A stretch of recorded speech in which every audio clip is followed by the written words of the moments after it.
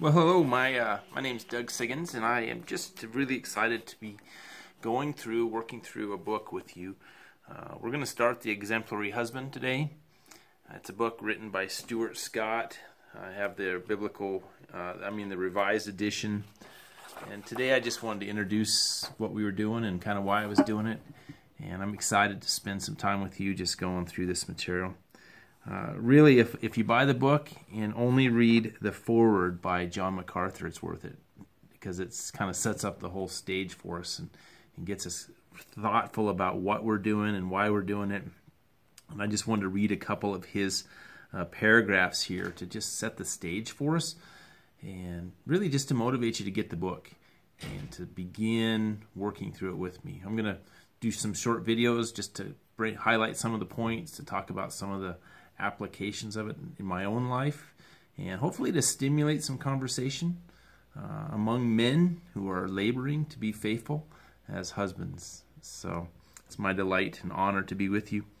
John MacArthur writes, "A husband's role is not simple, and it requires expertise that frankly does not come naturally to most men." And you know, if you're just thinking about getting married, or maybe just married, you might believe that you have what it takes. And you've kind of been watching from a distance and have thought through and maybe read some books on it. But by God's grace to us, He shows us that we are unable and unfit for the task of being a husband apart from His grace. And what a wonderful place to be dependent on the Spirit of God, the God working in our life, the grace of Christ, as we labor to minister to our wives and our families. But it won't take you long, hopefully, to realize you can't do it in your own strength and you're unable. The husband's various duties involve priestly elements, organizational and administrative tasks, and numerous responsibilities related to spiritual and practical leadership of all kinds. That's a pretty encompassing mission statement for us. Being a godly husband requires the skill of a gifted manager, the heart of a loving counselor, the ability to lead while gaining a follower's respect, chiefly by being a consistent example. And, you know, one of the things we're going to find out immediately is that we are going to be called to do these things faithfully, but we're going to find often that we are unfaithful to them in our own strength, dealing with our own sin, our own heart. And yet we're called to still fulfill these things before the Lord within our families, whether we feel like it or whether we sense that we are able to, or, you know, even as we expose our own hearts and our own sin rises and within the context of relationships in our families. Sometimes Satan will just take those things, and again, the great deceiver uses them against us to say, who are we to think that we could do these things? But I really appreciate that his point here, just being a consistent example of them to our family. The godly husband is a loving soulmate, a mentor, a friend, a protector, an encourager, and a devoted listener. I'm not so sure. So a godly husband is these things, and we're going to grow together in these things. That's a pretty high standard. This is by no means a part-time calling. And wouldn't it be great if we could treat our marriages maybe like your golf handicap, or your expertise as a fisherman or something, where, man, it's just we're just delighting in it, and we're growing, and our own sin isn't dramatically impacting us in our capacity to do these things. So our responsibility as husbands and fathers is a weighty and often daunting burden. It is especially difficult for today's men to maintain all these priorities, because we live in an era when the very fabric of our society is being torn apart by anti-family forces. We're going to talk about those forces as we go through this book and how they really impact me, and hopefully you'll join in that conversation. Talk about how the culture we live in is just pulling and fragmenting, and may the Lord use this book in my life to convict me of these things, that I could grow as a husband, and hopefully you will be encouraged as well. You know, he says that John MacArthur says he highly recommended this book to all who wish to rise above the trivialized versions found in most modern manuals on manhood and see what God really requires and what he blesses. And boy, that's true. As we go through this book, we're going to see that there's a lot of meat here.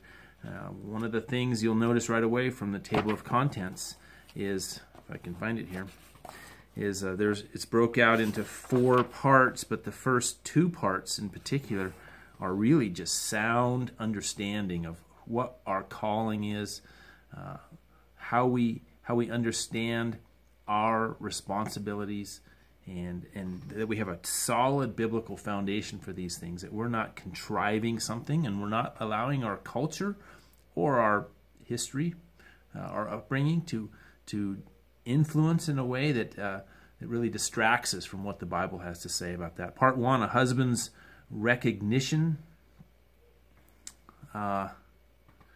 fundamental truths for the exemplary husband.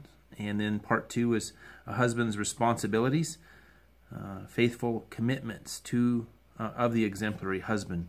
So those 2 sections, actually 150 pages worth, lay a foundation. And we see Paul doing that over and over, don't we? As he gives us indicatives,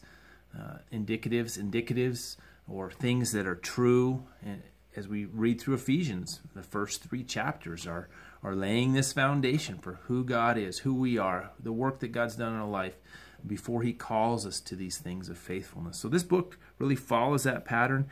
And you know, the first time I read through it, I was like, man, there's a lot here. I want to really get to the practical stuff. I really need the practical things. And I even now feel some of that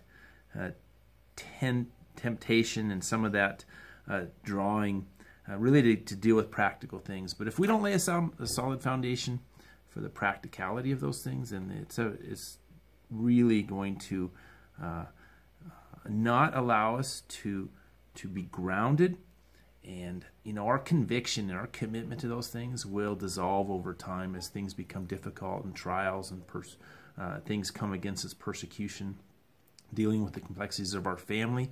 Even we're going to really find that there's going to be struggles there if we don't lay a solid biblical foundation. That all that we are and all that we're doing as husbands flow out of the work that God has done in developing sound biblical convictions and principles. So, you know, and I'm not doing this because I have it figured out. You know, hopefully one of these days my wife can join us and we can talk about that. I'm really doing this because there's such a need for us to go through this book, and this is a good platform for us to have this conversation. So there's going to be opportunities to put comments in the feed, and I'd encourage you to do that to begin interacting. I'm going to post this video, and then I'm going to wait maybe a week or so to post the next one so that you can get your book and read chapter 1, and we'll be underway. And then probably once a week we'll go through another chapter. I don't necessarily have the time to do this, but I think it's a great way that we can interact with the material and encourage each other and support each other in this really, really critical role that we're seeking to glorify God in. And would this all be about Christ? Would this all be about the work he's doing in us and not something that we're seeking to do apart from his grace? And you know, we can slip into 2 ditches.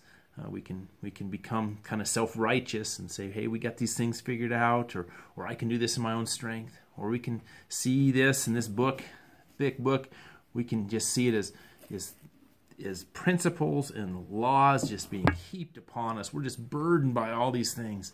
And either one of those we want to shy away from. We want to stay right in the center, seeking Christ, trusting in Christ, seeking his grace, having his grace minister to us, feeding us, sustaining us so that we can live these things out well for his glory and to please him, but for the profit of our families for sure. Would our wives profit from the growth that they see in us and they experience a new love, a Christ-like love, as it's being lived out well within our families. So, Lord bless you. Look forward to being back with you in about a week. And so share the video and get some friends involved. Hopefully we'll have a great platform for us to work through this book. So, Lord bless you.